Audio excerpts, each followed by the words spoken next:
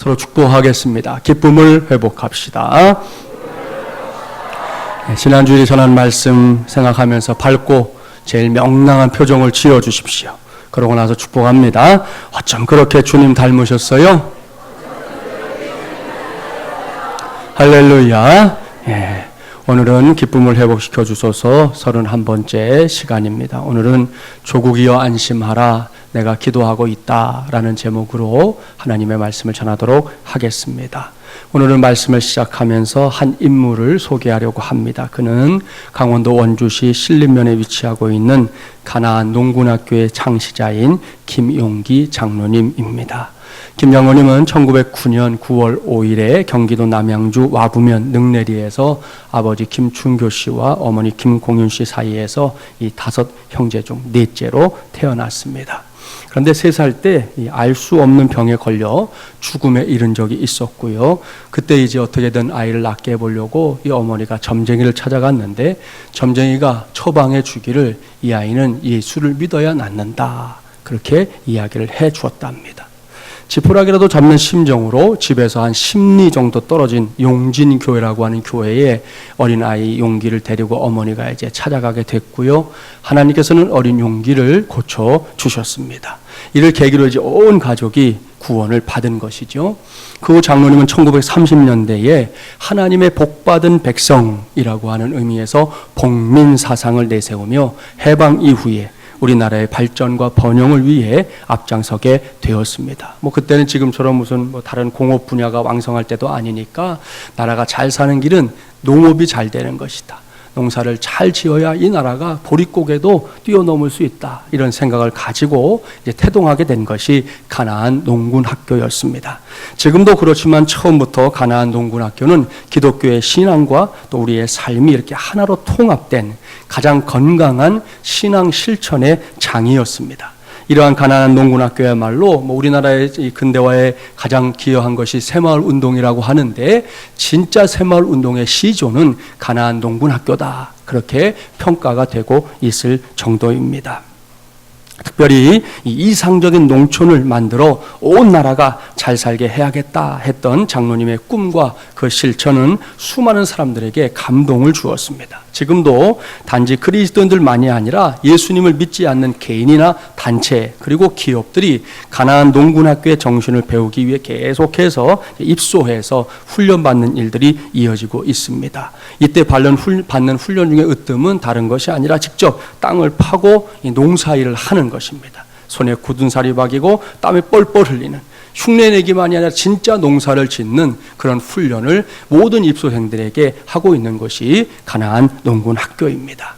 장로님의 위대한 신앙 정신은 세상에서도 인정을 받았어요. 1966년 필리핀에서 아시아의 노벨상이라고 불리는 이 막사이사이상을 수상하셨는데 저렇게 한복 입고 가셔가지고 저기서 상을 받아오는 일이 있었고요. 국내에서는 농림부 장관상부터 대통령상에 이르기까지 많은 상들을 받았습니다. 그 후에도 장로님의 생애는 오로지 하나님의 영광을 위한 것이었습니다. 그렇게 평생 양복이나 구두 신어본 적이 없었던 장로님은 저 입고 다니시던 옷이 있는데 스스로 재단에 입은 옷인데 이름을 붙이기를 국민복이다. 그렇게 아주 단순한 디자인으로 옷을 해서 입었고 고무신을 신고 그렇게 지내다가 1988년 8월 1일에 크리스천 농사꾼으로서의 삶을 마감했습니다.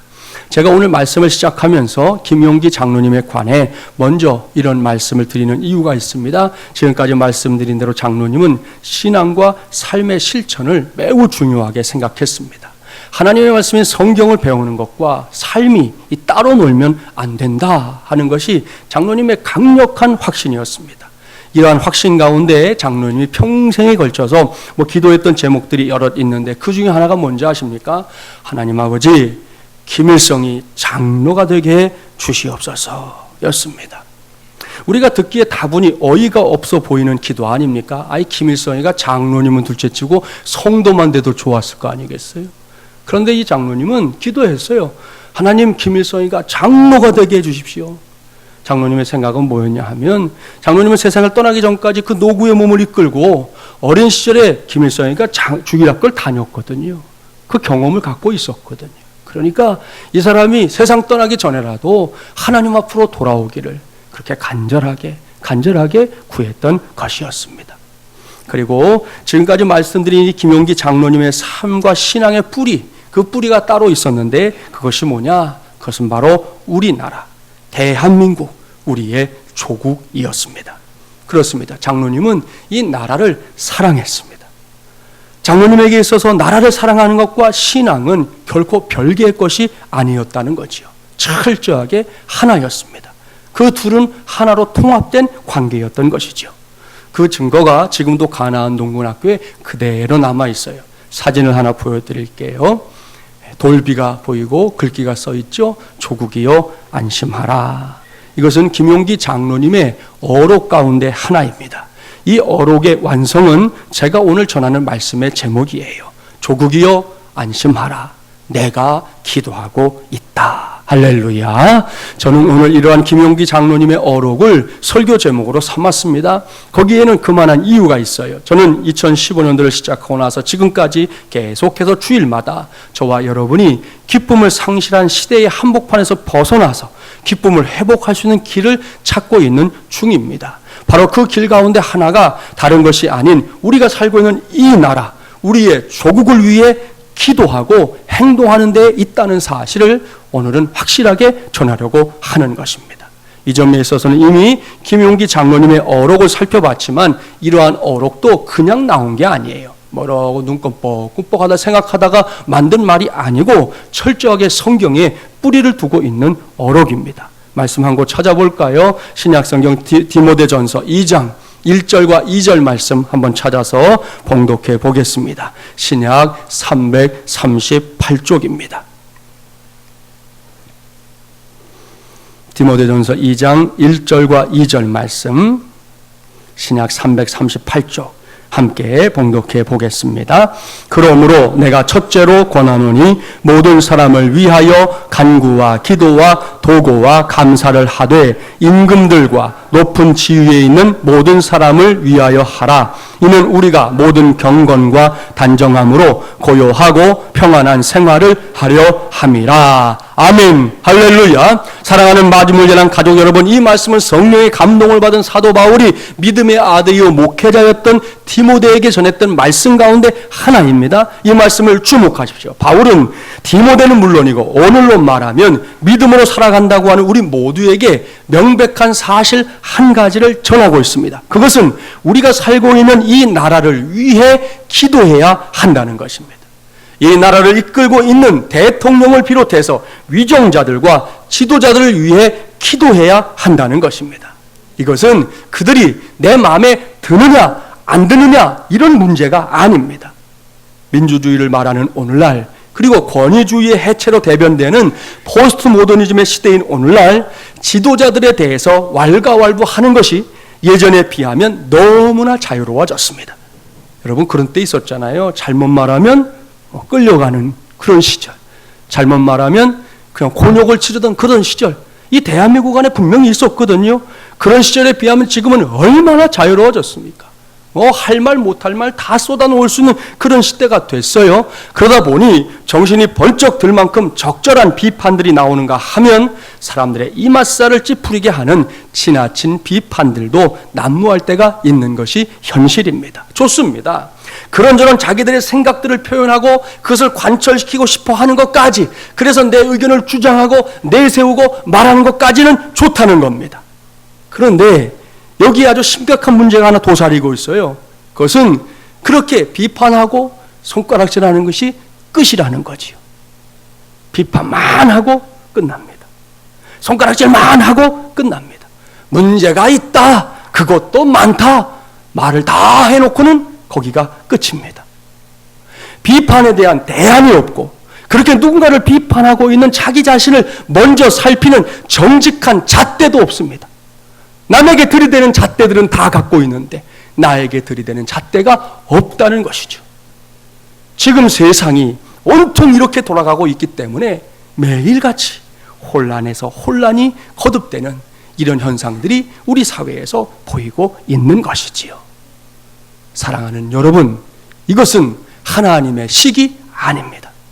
하나님의 식은 그렇게 문제가 많고 비판받을 것이 많은 위정자들과 지도자들을 위해서 비판할 때는 비판해야 되겠지만 거기서 그치지 말고 그들을 위해 기도하라는 겁니다.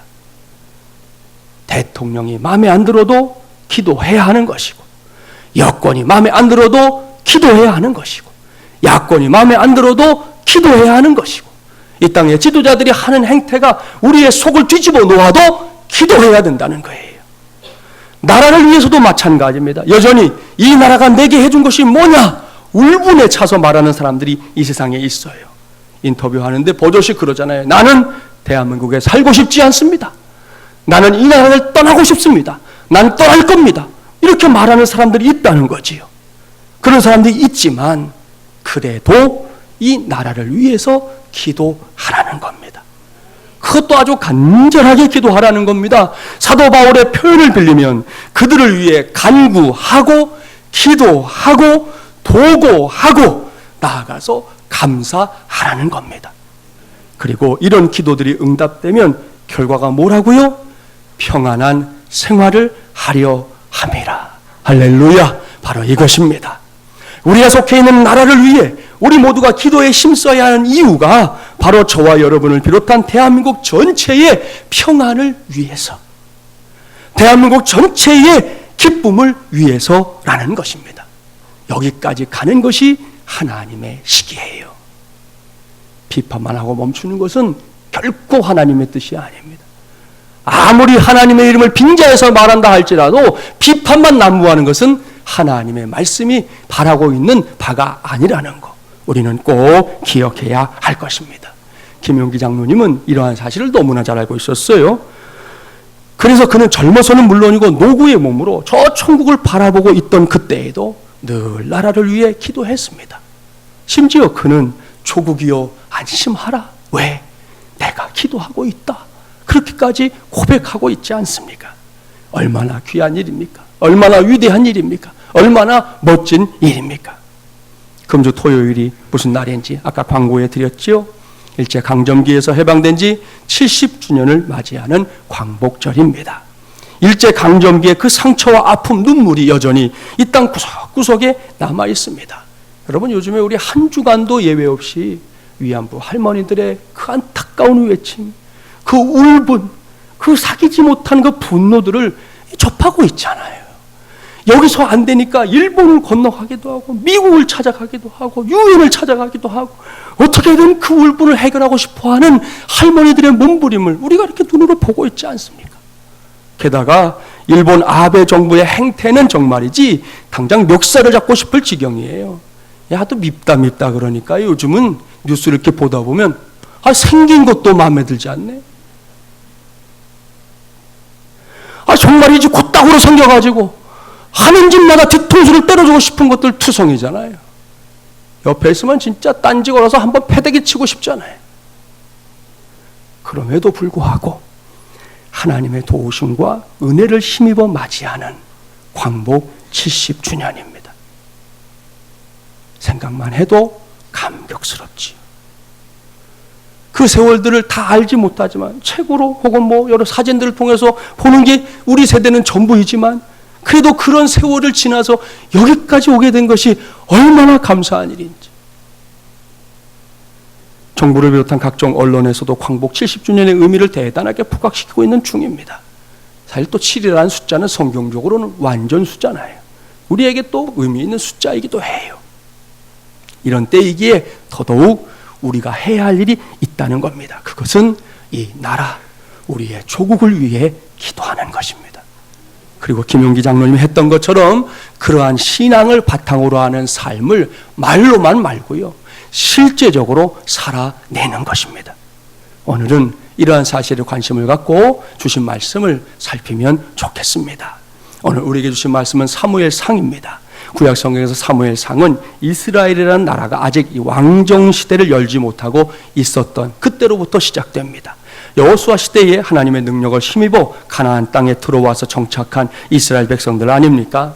하나님께서는 이스라엘 백성들이 그 땅에서 복되게 사는 길을 가르쳐 주셨습니다. 하지만 그들은 그러한 하나님의 뜻을 외면하며 살 때가 더 많았지요.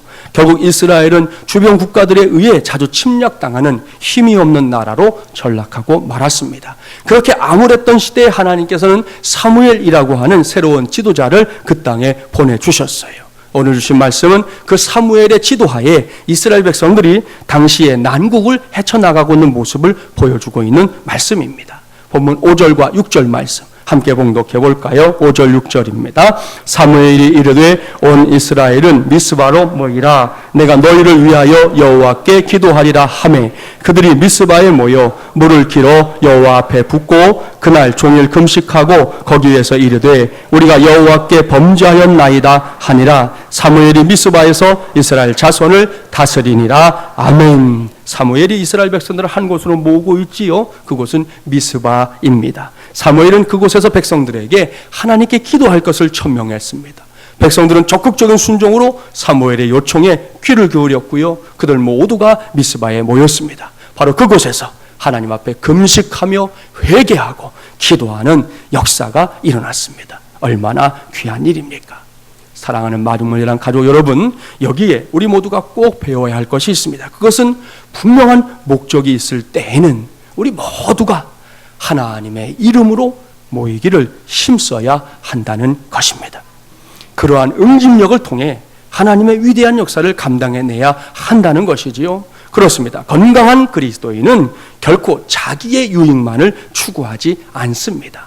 만약 기독교 신앙이 그런 신앙이었다면 대한민국에서 오늘날과 같은 부흥은 있을 수 없었습니다.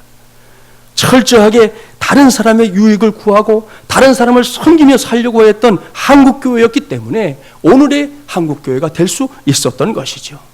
이것은 앞으로도 반드시 우리 모두의 삶이어야 합니다. 특별히 혼자서 그 무엇을 하려고 끙끙거리지 말고 다른 사람과 함께 내 옆에 있는 그 사람들과 함께 힘을 모으는 일에 더욱 앞장서는 우리 모두가 되어야 할 것입니다. 어느 날 무디 목사님이 벽난로 앞에 이렇게 앉아 있는데 한 청년이 찾아와서 질문하는 거예요. 목사님, 꼭 교회에 나가야만 신앙생활 하는 겁니까? 개인적으로 성경 공부도 하고 기도하면 되지 않겠습니까? 이런 질문을 하는 사람은 예나 지금이나 꼭 있어요. 무디 목사님은 아무 대답도 하지 않고 지피던 장작불을 여기저기 이렇게 흩어놓았습니다. 그러니까 장작불이 하나둘 꺼지기 시작했고요. 금세 따뜻했던 방에 냉기가 감돌았어요. 여보게, 조금 전에는 온 집안이 훈훈했는데 지금은 왜 이리 추워진 줄 알겠나? 그거야 목사님께서 장작을 흩어놓아서 불을 꺼졌기 때문이지요. 그러자 무디 목사님이 청년에게 말했습니다. 바로 그것이네. 교회도 그리스도인들이 모여야 하나님의 능력이 임하고 성령의 불이 타오르게 되는 걸세. 모여서 서로 대화하고 삶을 나누어야만 사랑의 불도 훈훈하게 일어나는 것이야 하고 그 청년을 깨우쳐 주었다고 합니다. 할렐루야. 옳습니다. 참으로 귀한 말씀입니다. 바로 여기에 우리가 교회 공동체를 통해 함께 모여야 할 분명한 이유가 있습니다. 사람은 결코 홀로 모든 것을 할 수 없어요. 아무리 능력이 많은 사람이라도 한 사람의 능력이 다수의 능력을 뛰어넘을 수는 없는 겁니다. 하나님께서 애초에 우리를 그렇게 만들어 놓으셨어요. 따라서 우리가 하나님께로부터 받은 능력을 최대화, 극대화시키는 길은 다른 것이 아닙니다. 함께 모여 연합하는 것입니다. 지난 주간에 있었던 2015년 여름 사역처럼 성도와 성도 간에 힘을 모으고 뜻을 모으고 재능을 모으고 열정을 모으고 믿음을 모아서 응집력을 발휘해야 한다는 것입니다. 그리할 때 우리는 저 바깥 세상까지도 변화시킬 수 있을 줄 믿습니다. 사무엘은 이러한 연합의 원리를 잘 알고 있었어요. 그래서 그는 이스라엘 백성들을 미스바로 불러 모은 것입니다. 그곳에서 온 백성들과 함께 구군이 기울고 있는 나라를 위해 간절함으로 하나님을 향해 부르짖고 있습니다. 그냥 부르짖기만 한 것도 아니지요. 그곳에 모인 모든 사람들이 종일 금식하며 목숨을 걸고 기도했습니다. 이런 말씀을 보면서 사무엘이라면 모를까? 나 같은 사람이 기도한다고 해서 이 나라와 민족의 역사에 무슨 일이 일어나겠어? 라고 생각하는 사람들이 있을 수 있는데요. 그것은 잘못된 생각입니다. 하나님께서는 우리가 그저 우리 주변에 있는 것들을 위해 기도하는 것만 들어주는 분이 아닙니다. 그야말로 원대한 기도, 거국적인 기도에도 반드시 응답하는 분이라는 사실을 믿기 바랍니다. 여기서 이와 관련해서 아주 흥미진진한 실화를 하나 소개할게요. 지난 1997년 미국 잡지에 아주 흥미진진한 기사가 실렸던 적이 있어요. 유엔에 대해서 들어보셨죠? 지금 우리나라 사람이 총장 아닙니까? 반기문 씨.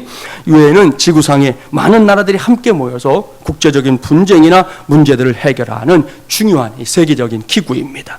유엔 안에 여러 기구 가운데서도 가장 중요한 정책 기구 중에 하나가 뭐냐? 여러분도 들어보셨을걸요? 안전보장이사회, 최고의 의결 기구입니다. 그 기구가 있습니다. 유엔이 한국전쟁에 참전하기로 한 것도 이 회의에서 결정했기 때문에 가능했는데요. 한국전쟁 때 미국의 트루먼 대통령이 유엔의 안전보장이사회 소집을 요구합니다. 유엔군의 한국전쟁 참전을 통해서 이제 한국전쟁을 종식해야 되겠다 생각했던 것이죠. 그 결정을 해야 됐었는데 당시에 지금은 이제 없어졌지만 구소련, 지금은 러시아가 됐죠. 구소련도 회원국이었습니다. 그리고 이 소련은 당시에 북한을 돕는 입장이었기 때문에 거부권을 행사할 것이 분명했습니다. 안전보장이사회는 만장일치가 되지 않으면 그 법을 통과 못 시키거든요. 그래서 결국은 소련이 거부하면 한국의 군대를 파견할 수 없는 그런 상황이었던 거지요. 그런데 그날 어떤 일이 있었느냐? 회의가 열리던 그날 각국의 대표들이 회의장으로 하나 둘 모이고 있었습니다. 소련 대표도 캐딜락을 타고 뉴욕 거리를 달려오고 있었어요. 그런데 갑자기 이상하게 자동차 엔진이 꺼져버렸어요. 소련 대표는 다른 차를 타려고 했지만 운전기사가 말합니다. 내가 금방 고칠 수 있으니까 조금만 기다리십시오. 그래서 기다렸다는 거죠. 그런데 차를 고치는데 예상보다 시간이 훨씬 많이 걸렸어요. 소련 대표가 서둘러서 회의장에 도착했을 때에는 이미 안전보장이사회에서 한국전쟁에 모든 유엔군들이 참전하기로 만장일치로 이미 결정을 하고 난 뒤였습니다. 할렐루야. 이런 일이 일어나게 된 것은 당시에 우리나라 성도들의 간절한 기도가 있었기 때문이기도 했지만 사실은 은밀하게 기도했던 한 사람의 기도가 더 있었다는 것이 1997년에 밝혀진 사실입니다. 지난 1997년에 그때까지 안전보장이사회에서 중요한 결정을 할 때마다 쓰였던 투표함이 있어요. 철제로 만든. 그 투표함을 바꾸게 됐습니다.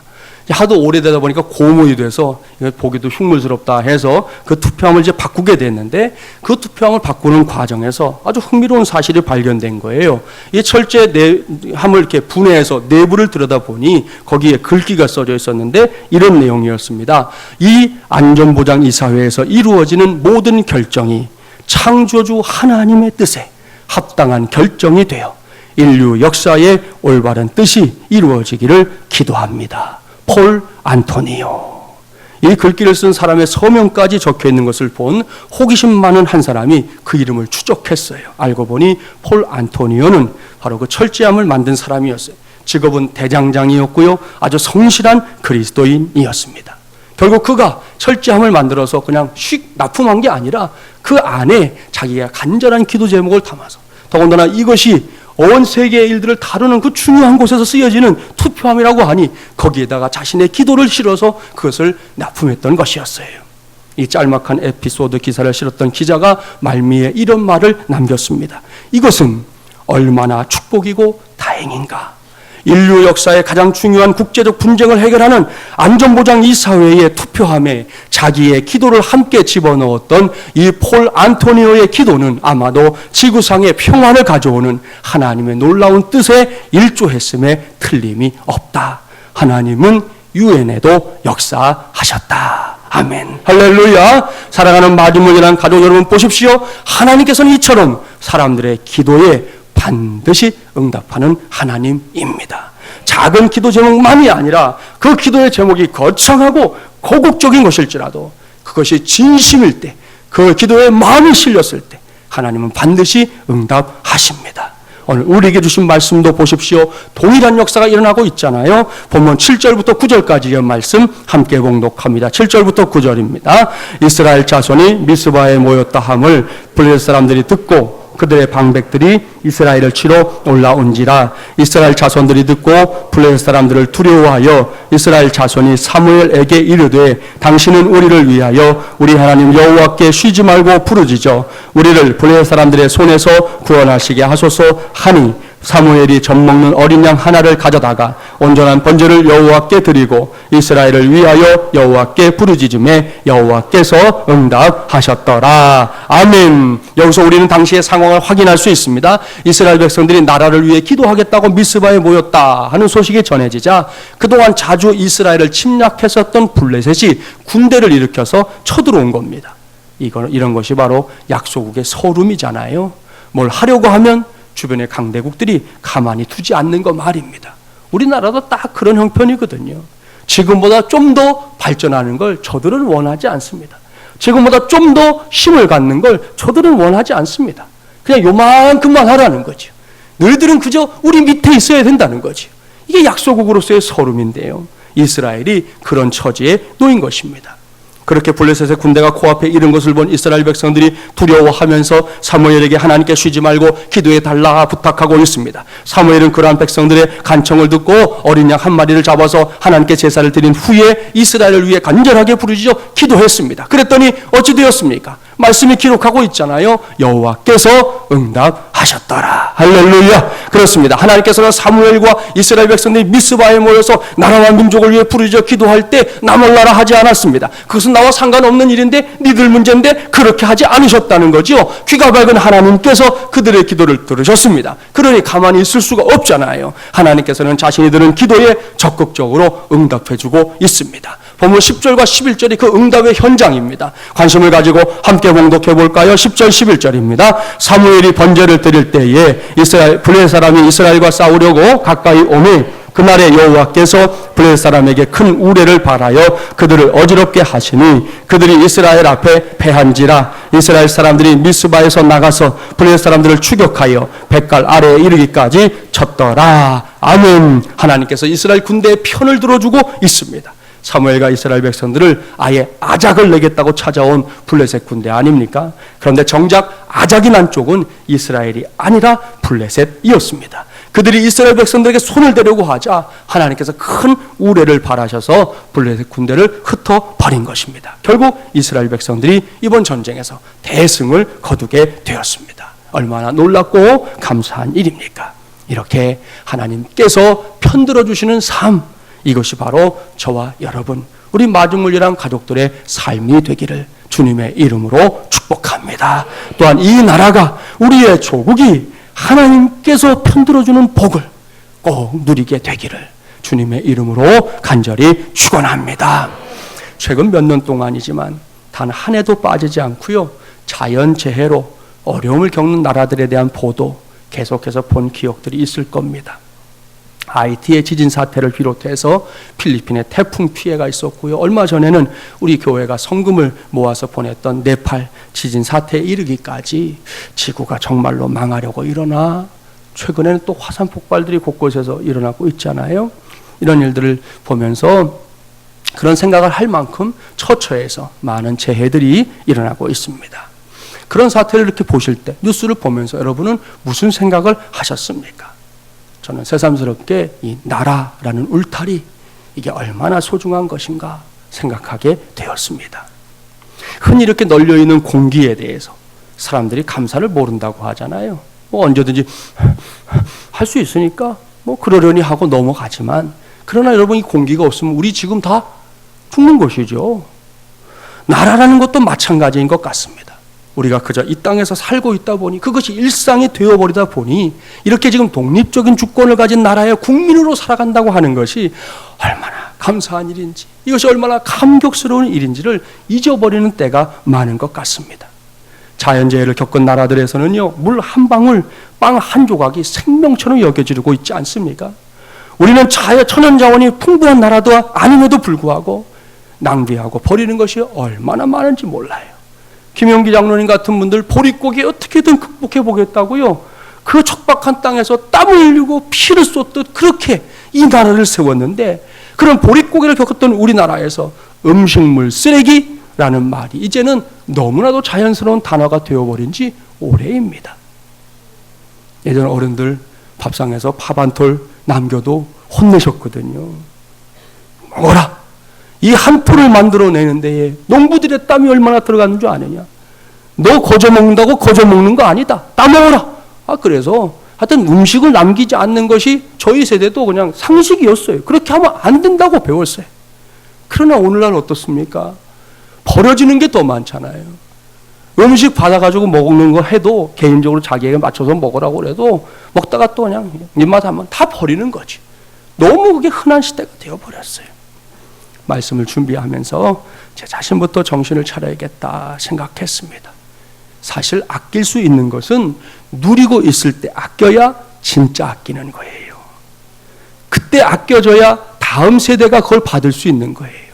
우리가 누리는 게 많다고 해서 펑펑 써버리면 우리 아들, 딸들, 우리의 손자, 손녀들에게 물려줄 게 그만큼 줄어드는 거거든. 있을 때, 아낄 수 있을 때 아끼는 게 진짜 아끼는 거라는 거 우리가 기억해야 할 것입니다.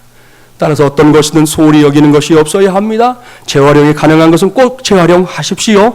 가정에서 분리수거하는 거 그것만 잘해도 여러분 애국하는 겁니다. 작은 수고지만 이렇게 하는 것이 결국은 우리나라를 이전보다 더 부강한 나라로 세우는 지름길이 될 것임에 틀림없습니다. 하지만 그런 노력만으로는 좀 부족합니다. 한 나라를 재건하고 세우는 데 있어서 꼭 필요한 것 중에 으뜸이 뭐냐? 다름 아닌 신앙 교육인 줄 믿습니다. 오늘 우리에게 주신 말씀도 그런 관점에서 잘 보세요. 사무엘이 미스바로 사람들을 불러 모을 때 그저 몇몇 사람들, 지도자급들만 모여라 그런 거 아니지요. 어른들만 모여라 그런 것도 아니죠. 본문 5절 말씀에 따르면 온 이스라엘이라고 표현하고 있어요. 남녀노소, 뭐 갓난쟁이들이 안 나갔겠지만 남녀노소 모두가 다 한 자리에 모인 것입니다. 그렇게 한 자리에 모여서 나라를 위해 금식하며 기도했던 거예요. 그리고 그 기도에 하나님께서 응답해 주신 것입니다. 여러분, 우리의 자녀손들이 우리와 함께, 부모들, 조부모들과 함께 이런 체험을 한다는 것이 얼마나 중요한 일인지 아십니까? 지난 한 주간도 우리 한 100명 넘는 분들이 이와리 가서 우리 사역을 하고 왔거든요.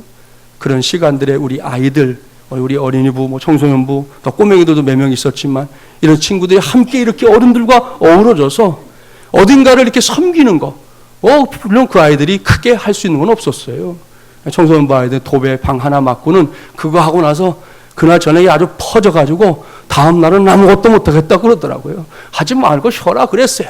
걔네들한테 일 시키는 게 목적도 아니었고 원래 자기들이 하겠다고 더군다나 프로그램을 세워놓고도 하루하고는 완전히 넋이 나가가지고 둘째 날은 자야 되겠다는 게 자라 그랬어요. 안 해도 괜찮아요. 그러나 그러한 자리에서 함께 있으면서 함께 하나님이 하시는 일들을 보는 거, 그걸 목격하고 느끼는 거, 마을잔치를 통해서 그곳에 와 있는 어르신들이 우리가 준비한 재롱잔치가 됐든 우리의 드라마가 됐든 뭐가 됐든 그것을 보면서 함께 은혜를 나누는, 그것을 경험하는 일들이 얼마나 중요한 일인지. 이번에는 특별히 청소년부가 이렇게 팔찌를 하나 만들어 갖고 그 자리에서 이렇게 하나씩 나눠줬어요. 우리 성도들에게. 제가 이거 아직까지는 한 번도 안 뺐어요. 목표는 오늘 애들 앞에 니네들이 해준 거 나 안 뺐다? 이거 보여주려고 계속 끼고 있는 거예요. 뭐 어떤 분들은 이걸 보더니 동그랗게 만들었다. 이게 무슨 묵주냐? 근데 묵주가 아니고 제가 주보 칼럼 썼죠. 이름 붙였어요. 제가 축복의 팔찌 이렇게 정했어요. 대한민국 아니라 전 세계에 한 70여 개밖에 없어요. 얘네들이 그렇게 만들었으니까. 직접 지네가 손으로 만들었어요. 그리고는 작년 성도들에게 수고하셨노라고 나누어져서 이렇게 지금 차고 있는 거예요. 여러분, 우리 아이들이 이런 경험을 하면서 한 해, 두 해 나이를 먹어가고 성장해 간다는 거 얼마나 중요한 일인지 우리 모두가 알아야 할 것입니다. 이 덴마크라는 나라 아시잖아요. 저렇게 독일 위에 있는데 독일과의 전쟁에서 패한 후에 완전히 무너져 내렸던 나라가 덴마크입니다. 나라가 무너졌으니 무슨 희망이 있겠어요? 그런데 그때 하나님께서 하나님의 종을 한 사람 그 나라에 세웁니다. 그는 구룬투비 목사님이에요. 네, 저분이신데 그 옆에 사진은 이제 그분이 목회하던 교회의 모습입니다. 구룬투비 목사님은 지옥문에서 돌아서자라는 경문을 발표하고 국민고등학교 설립을 제안했습니다. 여기서 말하는 국민고등학교는 청소년들이 대상이긴 한데요. 학생들이 전원 기숙사에 들어가서 교사들과 같이 먹고 같이 자며 토론을 벌이는 과정을 통해서 그 학생들 속사람, 이 다 패배감에 사로잡혀 있는 그들을 다시금 세우고 새 사람으로 변화시키는 그런 목적을 가진 학교였어요. 구룬투비 목사님의 제안이 감사하게도 곧 받아들여졌습니다. 그렇게 해서 세워진 이 학교에서 청소년들에게 자기의 민족을 살리고자 하는 뜨거운 가슴을 갖게 해준 원동력이 있었다는 거죠. 그게 뭐냐? 그것은 그곳의 이 교과 과정, 그 학교 교과 과정 중에 무려 50%를 차지하고 있었던 성경이었습니다. 나라에서 세운 학교지만 그 학교에서 아이들을 가르칠 때 일반 학문만 가르친 게 아니라 하나님의 말씀을 붙잡게 했어요. 교과 과정의 50%를 성경으로 채웠다는 것이죠. 그랬더니 그곳에서 길러진 아이들이 사회에 나와서 그 사회의 인재가 됐습니다. 오늘날의 덴마크를 일으키는 초석이 바로 그 학교 출신들이었다는 사실은 덴마크의 그 누구도 부인하지 않는다는 것이죠. 그러니까 청소년들을 바로잡는 데에 하나님의 말씀이 아주 좋은 특효약이다 하는 사실이 실제 역사 속에서 증명이 된 것입니다. 사랑하는 마중물이란 가족 여러분, 여기에 진정으로 애국하는 길이 있습니다. 저와 여러분 모두가 우리의 자녀손들을, 우리 교회의 꿈나무들을 하나님의 말씀으로 잘 양육하는 것입니다. 그것이 진정으로 이 나라를, 우리의 조국을 살리는 길입니다. 아직 여러 가지 문제점이 남아있긴 하지만 이미 우리나라는 선진국 대열에 이렇게 들어서고 있습니다. 인천공항 아시잖아요. 세계 제1의 서비스 공항으로 뽑혔고요. 여러 해 동안 반복해서 뽑혔습니다. 항공사들 세계 최고 수준입니다. 땅속에 지하철을 가거나 땅 위에 고속도로를 달려봐도 이야 정말 세계적이다 하는 생각이 들어요. 여러분 다른 나라 가면 뭐 유럽 이런 데 가면 지하철이 잘 돼 있을 것 같죠? 아니요. 우리나라 지하철처럼 잘 된 나라 별로 없어요. 바다로 나가보십시오. 이순신의 후예답게 세계 제1의 조선국가라는 사실을 알 수 있습니다. 그 지역에 있는 사람들이 조선소 때문에 다 먹고 살잖아요.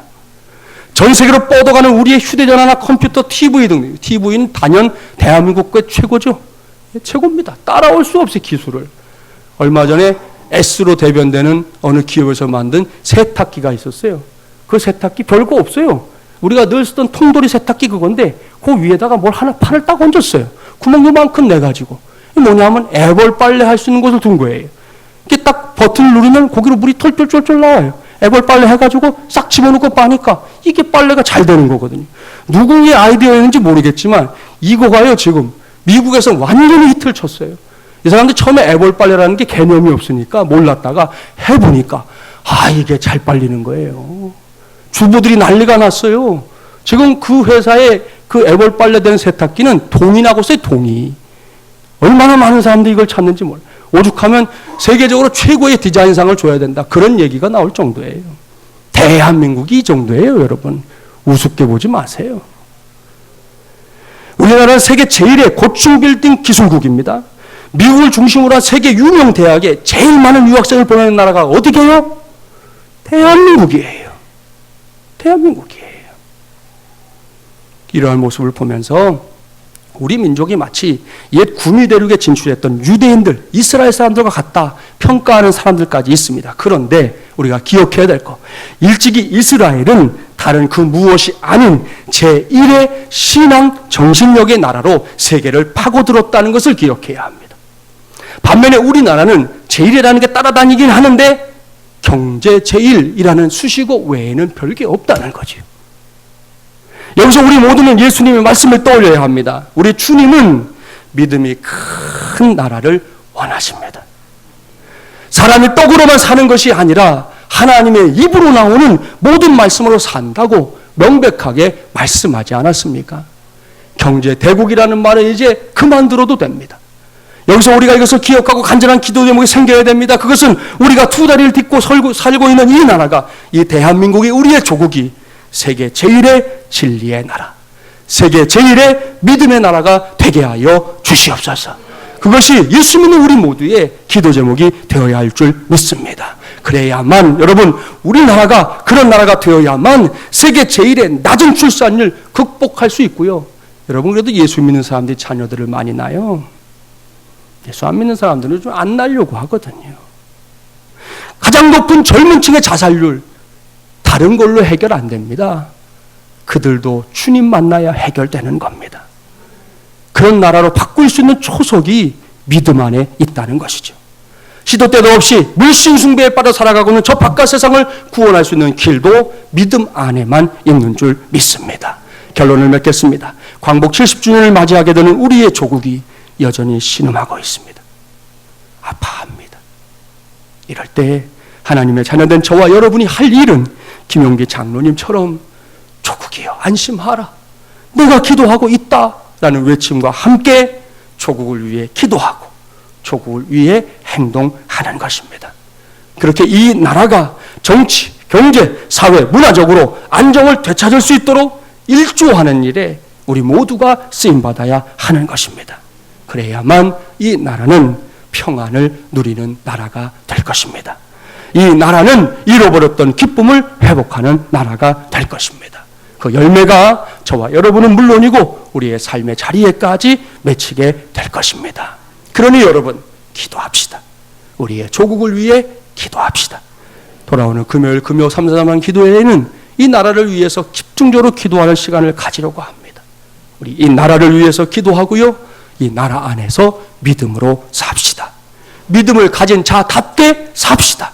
바로 거기에 하나님께서 남다르게 부어주시는 은혜와 복이 임하게 될 줄 믿습니다. 기도합시다.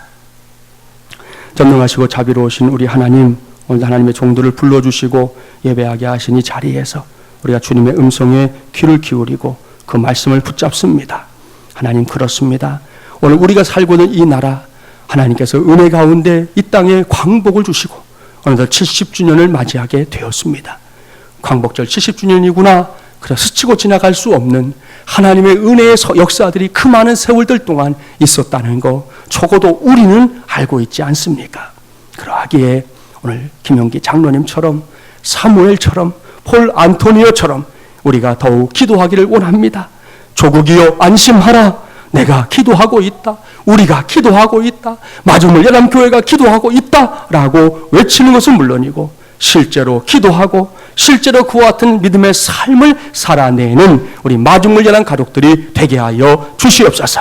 나라가 평안하고 나라가 기쁨을 되찾아야만 국민들도 평안하고 국민들도 기쁨을 되찾을 수 있는 거 아닙니까? 하나님 아버지, 이와 같은 명백한 사실을 잊지 않게 도와주시고 우리의 삶을 통하여 하나님의 식을 따라 이 나라를 축복하고 세워가는 우리 모두가 되게 하여 주시옵소서. 예수님의 이름으로 기도하옵나이다. 아멘.